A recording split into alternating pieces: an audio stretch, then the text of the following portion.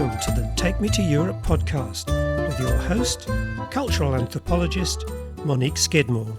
Hi, I'm Monique from Take Me to Europe Tours. I'm in beautiful Kastellorizo.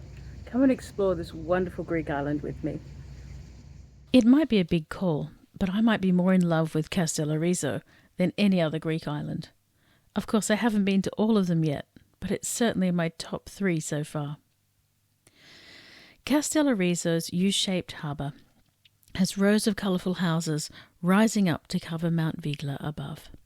In the harbour you can drop into the water. In fact, you can just dive into the water anywhere off this 10 square kilometre island. There are ladders all over the place, but sometimes the water is just so inviting you have to jump in wherever you find yourself. It's hard to be stressed about anything here, or even to remember what stresses you might have had before you disembarked from the ferry. Every day is similar. You eat warm pie, drink frappes or freddo espresso by the water, then choose where to swim.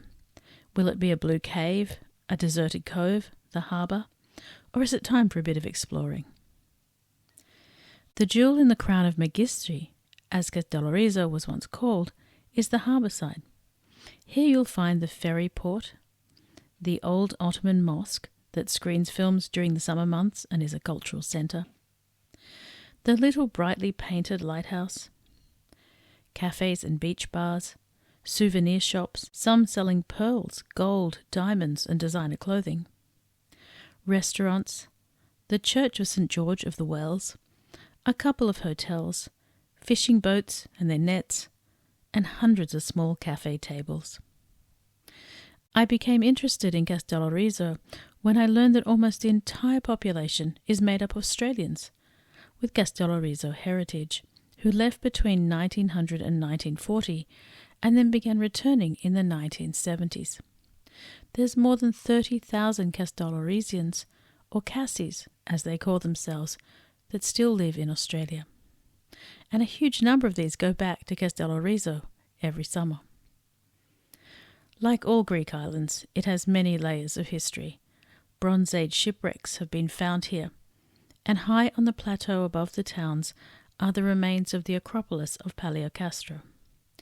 You can see the forlorn remains of what were the Cyclopean walls, a fortress, and there's a Doric inscription that dates from the 4th to the 3rd century BC. On the hill above the harbour, you'll see signs pointing to the Lycian tomb, the museum, and the castle. For me, the most interesting is a Lycian tomb. These tombs are common across the Channel in Turkey, but very rare in Greece.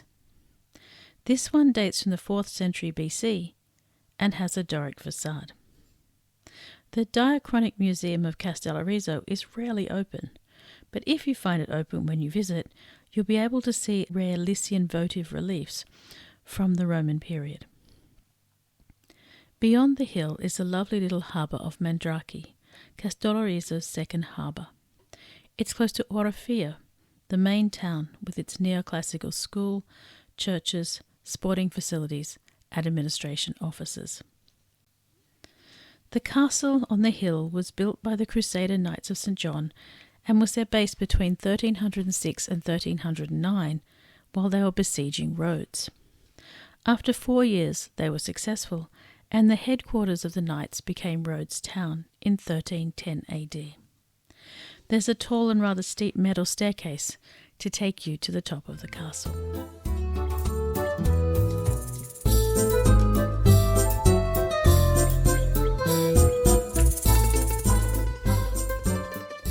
Kastellorizo suffered invasions, occupations, devastation in the 2 world wars, and an economic bust when the era of steamships began and sponge diving was no longer profitable.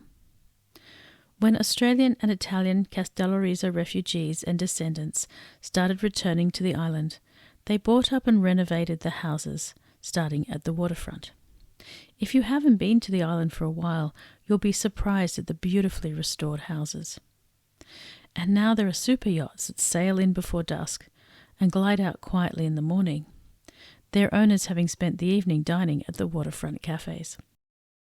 Once you've spent a few days wandering the harbour front and swimming and checking out the hillsides, You'll probably be wanting to take a little boat out each day to the caves and the best swimming spots around the island. The Blue Cave is the best in the Mediterranean and even bigger than the Blue Cave of Capri, so don't miss it. Other great day trips include Little Roe Island and Kars, the Turkish city across the channel that runs daily ferries to Kastellorizo. I hope you've enjoyed our quick tour of Kastellorizo Island. Make sure to sign up to our newsletter to learn about this and many other exciting destinations at Take Me to Europe Tours.